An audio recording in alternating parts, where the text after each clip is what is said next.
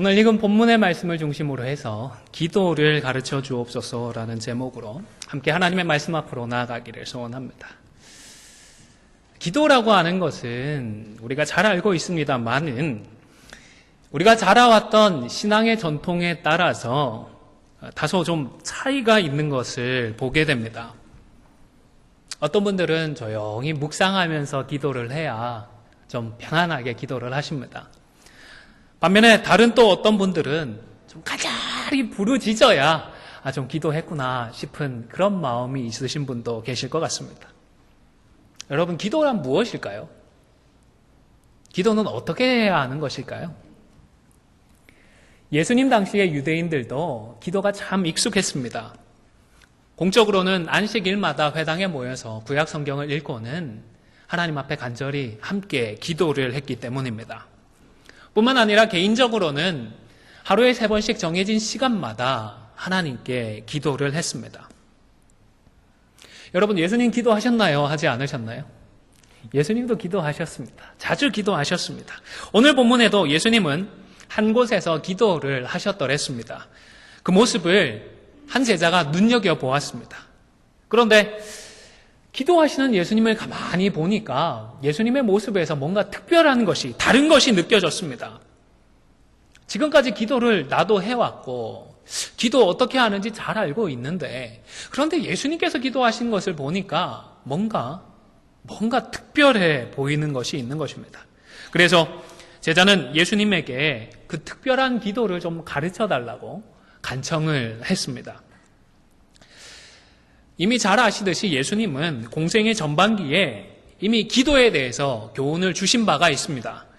여러분, 마태복음 6장에 보면 어떤 기도문이 있죠? 우리가 흔히 말하는 주기도문이 기록되어 있습니다. 마태복음 5장에서 7장은 통틀어서 우리가 산상보훈이라고, 산상수훈이라고 얘기를 하는데, 이때가 오늘 본문의 사건이 있기 1년 전쯤입니다. 그러니까 이미 1년 전에 예수님께서 기도에 대해서 가르쳐 주셨고 제자들도 기도를 배워서 이미 알고 있는 상황인 것입니다. 그래서이겠죠. 2절부터, 오늘 본문 11장 2절부터 4절에서는 그 주기도문의 내용을 좀 더 간략하게 요약을 해서 가르쳐 주고 계십니다. 기도에 대한 교훈의 엑기스 정도로 이해를 하시면 되겠다 싶습니다. 그 구체적인 내용을 보면 무엇보다 우선해서 누구에게 하는 기도라고 말씀해 주셨죠? 아버지에게 드리는 것이 기도다라고 말씀을 해 주셨습니다. 기도는 우리 성도와 아버지 하나님과의 관계 속에서 참 의미가 있는 것입니다. 그리고 바로 이것이 예수님의 기도와 다른 유대인들의 기도 사이에 있어서 차이점을 나타내는 결정적인 요소가 아니었나 생각을 합니다. 아버지와 아들의 교제이니까 얼마나 친밀했겠습니까? 제가 아는 목사님 중에 위로 둘은 아들인데 터울이 좀 있게 늦둥이 딸을 보신 목사님이 계셨습니다. 한 번은 만났는데 아들하고 딸은 정말 다르다고 어떻게 그렇게 강조를 하시던지요. 어린 딸이 그냥 아빠 하기만 하면 그게 그렇게 좋답니다. 딸도 그걸 아는지 아빠만 보면 아빠 쫓아다니는데 그렇게 행복하답니다. 여러분, 기도는요, 우리가 기도하는 내용도 내용이지만 하나님을 누구로 안다고요? 아버지로, 아빠로 알고 부르면서 친밀한 교제를 나누는 복된 시간이다 하는 것을 꼭 기억하시기를 바랍니다. 우리 예수님은 그런 교제를 기도를 통하여서 누리고 계셨던 것입니다. 이 사실부터 분명히 하신 뒤에 아버지 하나님의 이름이 거룩히 여김을 받으시도록 기도하라고 말씀해 주셨습니다. 이것은 기도의 1차적인 목적이 무엇인지를 우리에게 가르쳐 주시는 것입니다. 우리가 못 모르고 잘 몰라서 우리의 필요한 상황만을 간청할 수가 있습니다. 세상 사람들이 보통 그렇게 기도라는 것을 합니다. 그러나 하나님의 자녀들에게 있어서 기도라고 하는 것은 내가 행복해지고 나만 축복을 받고 내가 원하는 것을 얻는 것이 1차적인 목표가 아닙니다. 하나님의 영광을 생각하고 어떻게 해야 하나님의 영광을 드러낼 수 있을까를 생각하고 대화하는 시간이 기도의 시간인 것입니다. 그리고 같은 맥락에서 예수님은 하나님의 다스림을 인정하고 그 통치에 겸손하게 순종하게 해달라고 기도할 것을 말씀하셨습니다. 제가 표현을 조금 다르게 해서 말씀을 드리는 이유는 하나님 나라의 핵심이 바로 하나님의 다스림과 통치에 있기 때문입니다. 하나님의 나라가 이 땅 가운데에 내 심령 가운데 임하게 해달라는 기도는 사실상 우리가 하나님의 다스림에 순종하고 하나님의 그 통치에 겸손히 임하게 해달라는 기도인 것입니다. 이것이 우리 기독신앙에 있어서 굉장히 중요한 부분입니다. 자연인 상태에서 사람들은 어떻게 살죠? 누가 하고 싶은 대로 살죠? 내가 하고 싶은 대로 살아갑니다. 내 기분 때문에 내 기분에 따라서 하고 싶은 것을 합니다. 그런데 대부분의 경우 이러한 나의 생각이 하나님의 생각과 일치를 하나요? 아닙니다. 충돌하고 갈등을 하는 것입니다. 성령님과의 갈등을 초래하는 것입니다. 그래서 하나님의 나라가 임하도록 우리가 기도를 해야 자기중심적인 생각들을 떨쳐버리고 이겨내고 하나님의 뜻에 순종할 수가 있는 것입니다. 이러한 기도의 가장 좋은 예는 종종 말씀을 드리듯이 겟세마네 동산에서 우리 주님께서 하셨던 기도라고 생각을 합니다. 화면을 보시면서 마가복음 14장 36절의 말씀을 함께 읽겠습니다. 시작. 이르시되 아빠 아버지여 아버지께는 모든 것이 가능하오니 이 잔을 내게서 옮기시옵소서. 그러나 나의 원대로 마옵시고 아버지의 원대로 하옵소서 하시고, 그날 밤 겟세마네 동산에서 예수님께서 오랜 시간 동안에 기도하셨던 내용을 압축적으로 요약한 구절입니다. 여기서도 예수님은 누구에게 기도하셨죠? 아버지에게 기도를 하셨습니다. 자연스럽고 친밀한 가운데에 기도를 하셨습니다. 어린 딸이 아버지에게 뭔가 갖고 싶은 게 있어서 아빠 제발 이거 좀 하고 부탁하는 것처럼 그렇게 간절하게 아버지에게 제발 이 십자가만큼은 좀 피하게 도와주십시오, 허락해 주십시오 기도를 하셨습니다. 그런데 기도를 통한 교제를 통하여서 결국에는 하나님의 다스림에 순종하고 하나님의 그 통치에 겸손하게 임하셨던 것입니다. 이러한 예수님의 기도를 본받아서 우리도 하나님의 다스림과 통치에 순종할 수 있도록 기도를 해야 하는 것입니다. 그 뒤에 우리 하나님께서 무엇을 기도하라고 하셨죠? 우리를 위한 구체적인 기도의 제목들을 가르쳐 주셨습니다. 첫 번째는 무엇을 구하라고요? 일용할 양식을 구하라고 하셨고, 그 다음에는 죄 용서를 구하도록 하셨습니다. 그리고 세 번째로는 시험에 들지 않도록 기도하라고 가르쳐 주셨습니다. 저는 이 세 가지 기도 제목, 우리를 위한 기도의 제목에 이 순서들에 주목을 하고 싶습니다. 제일 먼저 일용할 양식을 구하라고 하신 것은 하나님께서도 우리의 현실적인 필요에 대해서 그만큼 신경을 쓰고 계신다라는 사실을 의미한다 싶습니다. 우리의 필요를 하나님께서 외면하시지 않습니다. 우리 주님도 우리가 우리의 필요를 생각하는 것만큼 우리의 상황을, 우리의 필요를, 우리의 현실을 신경 쓰고 계시고 염려해 주고 계시는 것입니다. 사랑하는 성도 여러분, 우리의 생존과 이 땅에서의 복된 삶을 위해 필요한 모든 것들을 부끄러워하지 마시고 염치 없어 하지 마시고 있는 그대로 우리 하나님께 구하시고 하나님의 응답을 받게 되어지는 저와 여러분이 다 되실 수 있기를 주님의 이름으로 간절히 축원을 드립니다. 이와 관련해서 분명하게 정리를 하시면 좋겠습니다. 우리가 뭔가를 갖고 싶고 소유하고 싶은 것 그 자체가 죄일까요? 돈 벌고 싶은 게 죄일까요? 긴가민가 하실 줄 알았는데 대단하십니다. 아니라는 걸 확실히 알고 계시네요. 이러한 욕구라고 하는 것은 언제 생겨났죠? 하나님께서 우리를 창조하셨던 그 순간부터 있었던 것을 알 수가 있습니다. 하나님께서 우리에게 주신 기본적인 욕구들이 있습니다. 범죄하기 전에 사람들에게 하나님께서 말씀을 주셨는데 선악을 알게 하는 나무의 열매를 먹지 말라고 하셨죠. 그러면 왜 먹지 말라고 하셨을까요?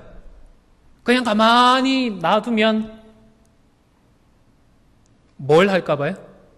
그냥 따먹을까 봐요. 따먹고 싶은 욕구라고 하는 게 있으니까 그냥 놔두면 먹을 것 같으니까 하나님께서 이것만큼은 먹지 않도록, 그래서 하나님과 피조물 사이의 경계를 구분해 놓고자 하셨던 것입니다.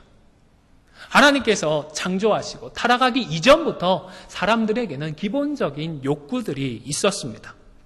그리고 이때 말씀하실 때 하나님께서 따먹을 생각조차 하지 말라고 하셨나요? 따먹지 말라고 하셨지 머릿속에 드는 생각부터 하면 죄다라고 말씀하지 않으셨습니다. 그러니까 먹고 싶은 생각이 들 수는 있겠지만 그것들을 이겨내고 떨쳐버리고 하나님의 말씀에 순종하라고 우리에게 교훈을 하셨던 것입니다. 우리가 돈을 벌고 싶은 것도 결코 잘못된 것이 아닙니다. 돈을 많이 벌고 싶은 생각도 결코 악한 생각이 아닙니다. 돈을 벌고 돈을 많이 벌고 하는 게 좀 하나님 앞에서 그렇다라고 하는 마음이 있으시다면 그게 성경적인 개념이라기보다는 좀 유교적인 영향을 받아서 그런 것이 아닌가 나름대로 정리를 해봅니다. 신약 성경은 돈을 벌어서 물질을 많이 모아두고서 뭔가 불안한 미래를 준비하고 대비하고 싶은 마음을 결코 죄로 정죄하지 않습니다. 고린도후서 12장 14절 후반부를 화면을 보시면서 함께 읽도록 하겠습니다. 시작. 어린아이가 부모를 위하여 재물을 저축하는 것이 아니요 부모가 어린아이를 위하여 하느니라. 부모가 어린 자식을 위해서 재물을 모아두는 것을 죄라고 하시나요? 이걸 많이 했으면 좋겠다 장려하시지는 않지만 이런 것에 대해서 죄다라고 규정하지 않으십니다. 얼마든지 그럴 수 있다라고 인정을 하는 것입니다. 저축을 적극적으로 권장하지는 않았지만 그렇다고 하나님께서 다 책임져 주실 텐데 무슨 애들을 위해서 저축까지 하냐? 그 돈 차라리 하나님의 나라를 위해서 다 헌금해 버려라. 이렇게 말씀하지 않는 것입니다. 자신의 필요를 위해서든 자녀들을 위해서든 아니면 주의 일을 위해서든 우리가 열심히 일을 해서 돈을 벌고 죄화를 모아두는 것은 얼마든지 할 수가 있는 일인 것입니다. 다만 중요한 것은 이때 우리들의 태도와 그 방법에 있습니다. 하나님 앞에서 잘못된 방법으로 돈을 버는 것은 당연히 죄가 됩니다. 그리고 잘못된 곳, 잘못된 장소에 사용하기 위하여서 돈을 모으는 것도 죄가 됩니다. 디모데후서 6장 9절에서 10절 말씀도 화면을 보시면서 함께 읽도록 하겠습니다. 시작.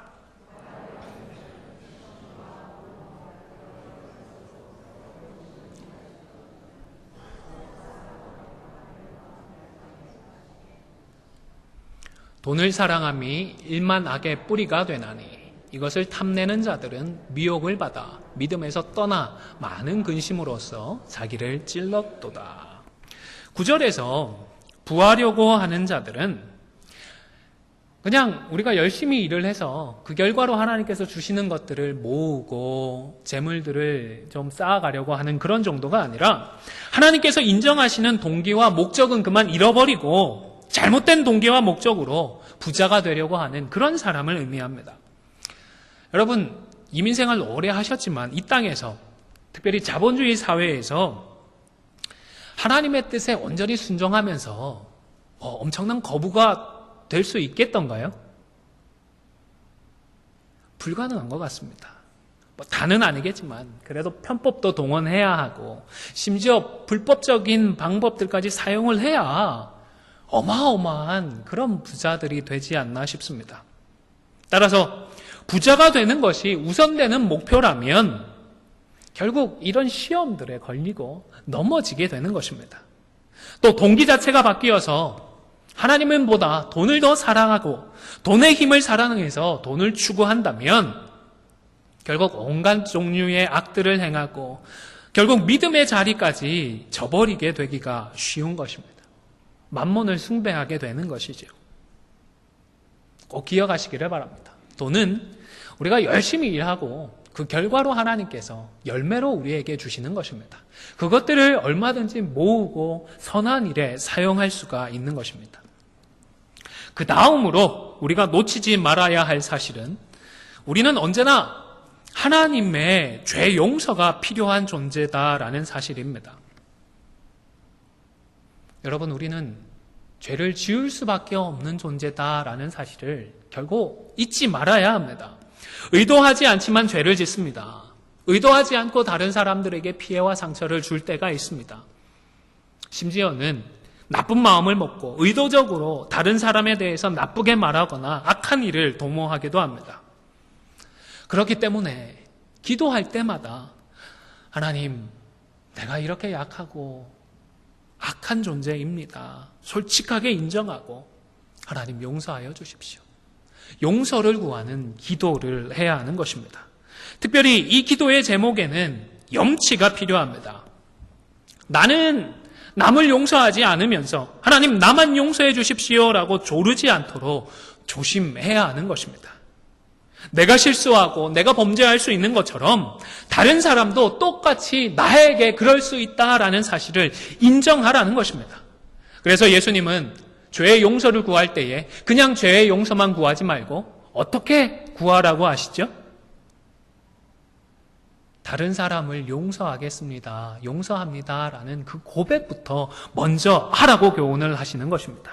우리가 읽었지만 다시 한번 성경을 보시면서 11장 4절 말씀을 읽겠습니다. 시작.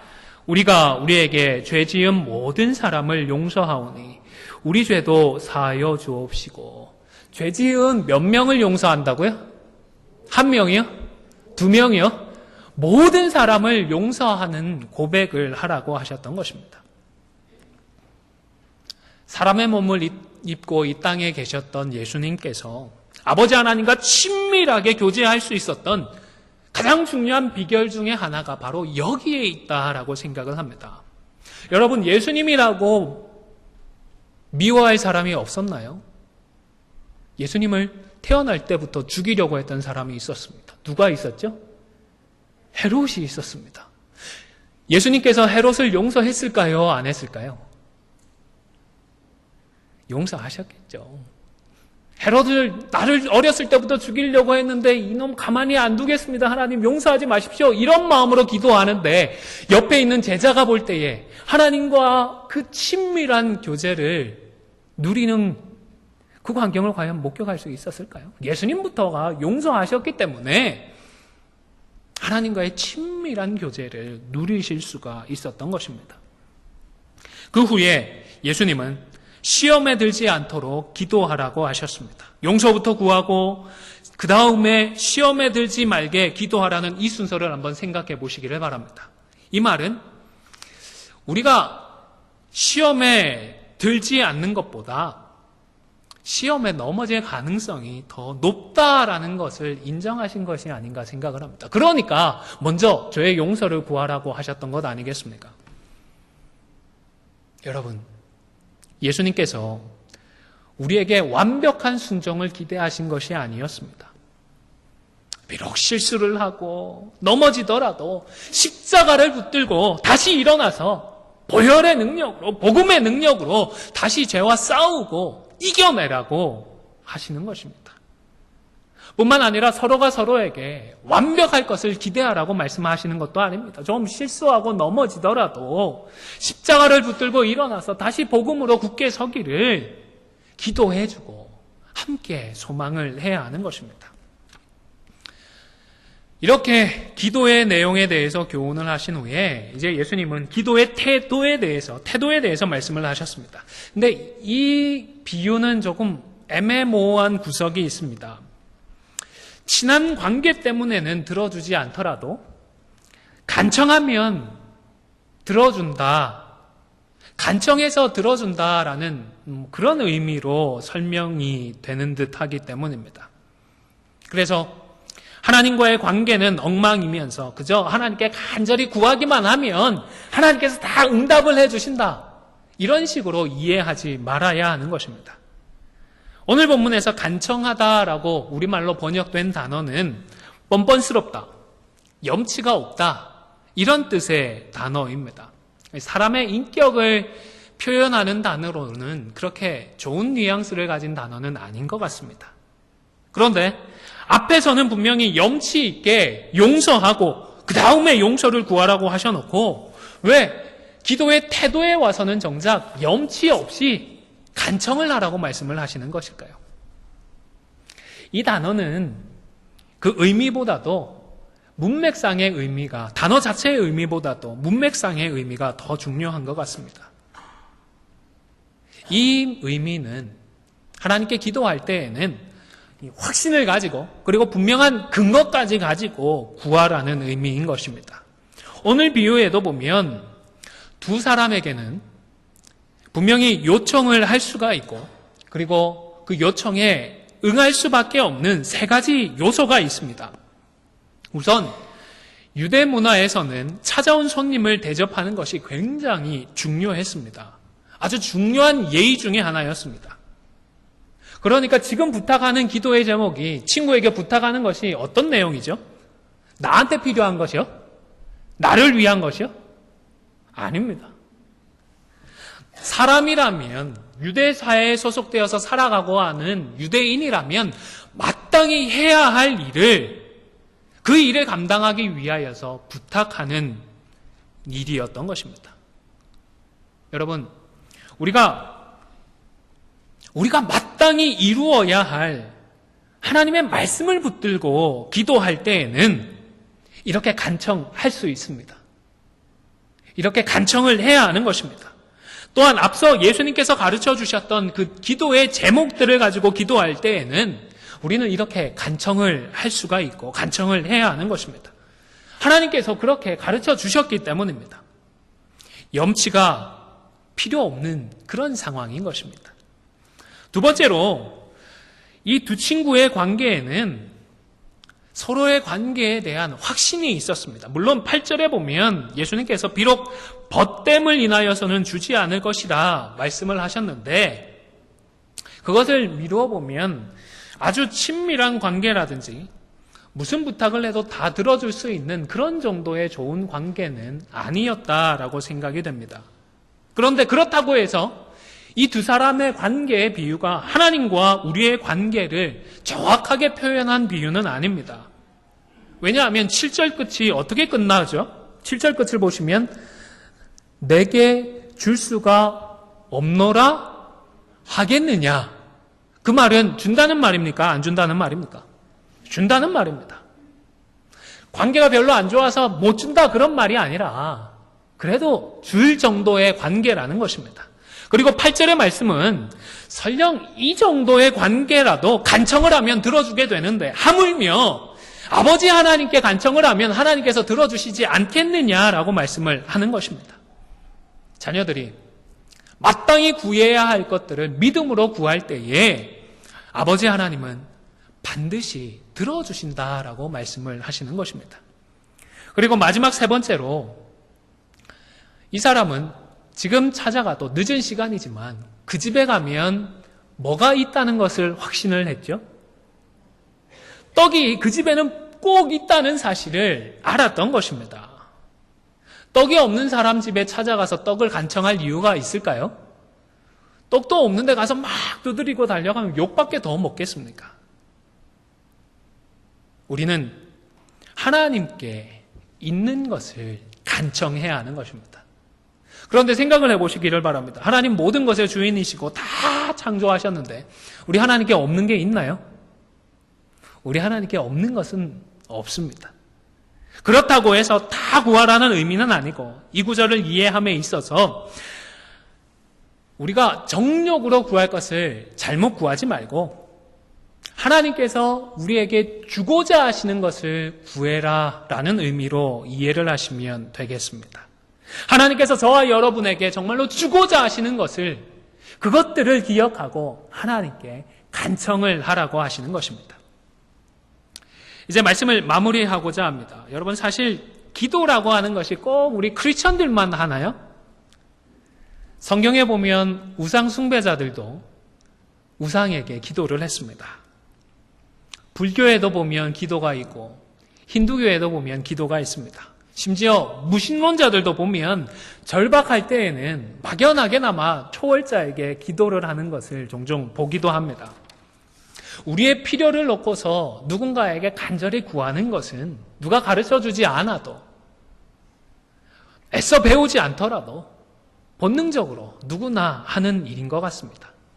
그러나 참된 기도는 일방적으로 부탁하고 간청하는 것으로 끝나지 않습니다. 하나님께서 들어주셔야 하고 하나님께서 듣고 다시 응답을 해 주셔야 합니다. 명백히 인격적인 교제의 방법인 것입니다. 그래서 우리는 기도가 어떠한 것인지를 잘 배우고 그리고 배운 대로 하나님의 뜻대로 기도를 해야 하는 것입니다. 오늘 예수님께서 간략하게 가르쳐 주셨지만 그러나 그 핵심적인 기도의 내용들을 잘 익혀서 우리 하나님과의 축복된 교제를 계속해서 누리며 살아갈 수 있기를 주님의 이름으로 간절히 축원을 드립니다. 여러분, 무엇보다 기도를 하셔야 합니다. 기도가 이런 것이구나 한 번 듣고 그렇지 끝내지 마시고 기도를 하셔야 합니다. 데살로니가전서 5장 7절에서는 기도를 어떻게 하라고 했죠? 쉬지 말고 기도하라고 했습니다. 로마서 12장 12절에서는 기도를 어떻게 하라고요? 항상 힘쓰라고 했습니다. 여러분, 이 말이 24시간 365일 아무것도 하지 말고 그냥 꿇어 엎드려서 기도만 하라는 말씀은 아닙니다. 기도를 중단하지 말라는 말씀입니다. 힘들고 어렵더라도 기도를 쉬지 마시기를 바랍니다. 기도의 응답이 혹 더디 오더라도, 혹 하나님께서 놓으라고 응답을 하시더라도 낭망하지 말고 기도를 쉬지 마시기를 바랍니다. 기도는 하나님과의 교제이기 때문입니다. 또 새벽 기도회까지 하나도 빠지지 말고 다 참석을 해서 기도해야 한다라는 말씀도 아닙니다. 물론 정해진 시간에 정해놓고 기도하는 것은 영적으로 굉장히 유익합니다. 그러나 기도는 하나님께서 기도하고자 하는 마음을 주실 때면 언제든지 기도한다라는 그런 말씀으로 이해하시면 되겠습니다. 그리고 특별히 내 마음이 좀 요동치고 흔들리고 죄의 유혹이 찾아오는 순간이면 그 순간만큼은 꼭 기도를 해서 믿음으로 승리하라는 말씀으로 이해를 하셔도 좋겠습니다. 무엇보다 가족과도 같은 하나님과의 관계 속에서 기도를 통해 항상 교제를 누리면서 살아가는 말씀으로 이해를 하시면 좋겠습니다. 여러분, 집에 무슨 일이 있으면 누구랑 상의하시죠? 집 안에 있는 사람하고 상의를 하지 않습니까? 집 밖에 있는 사람 굳이 찾아가서 상의를 할 필요가 없죠. 일을 마치고 집에 돌아오면 오늘 무슨 일이 있었는지, 회사에서 애매겼던 사람이 있으면 그 사람에 대해서 배우자에게 고자질도 합니다. 하소연도 합니다. 이런 사람이 있었는데 정말 애매기고 힘들다. 별것 아닌 얘기 같지만 그런 이야기들을 하기 시작하면 시시콜콜한 것들을 가지고서도 웃음꽃을 피우며 이야기를 하게 되는 것입니다. 이런 교제를 통하여서 서로 칭찬도 하고 위로도 받고 격려도 하면서 그렇게 살아가는 것입니다. 여러분, 기도는 이런 인격적인 교제를 우리 아버지 하나님과 나누는 시간입니다. 비록 하나님이 우리 눈에는 보이지 않고 하나님의 음성이 우리 귀에 들리지는 않지만 하나님은 계시고 아버지 하나님은 우리의 기도를 들어주십니다. 우리의 이야기를 듣고 계십니다. 예수님께서 왜 십자가를 지셨나요? 십자가를 통하여서 하나님이 우리의 아버지가 되어주시고 우리를 아버지의 자녀로 삼아주셔서 바로 이러한 교제를 영원토록 누리고자 하셨던 것입니다. 아무쪼록 십자가 은혜의 그 진리를 기억하며 기도를 통하여서 날마다 그 은혜를 누리고 그 은혜 안에서 함께 성숙해져가는 우리 모두가 다 되시기를 주님의 이름으로 간절히 축원을 드립니다.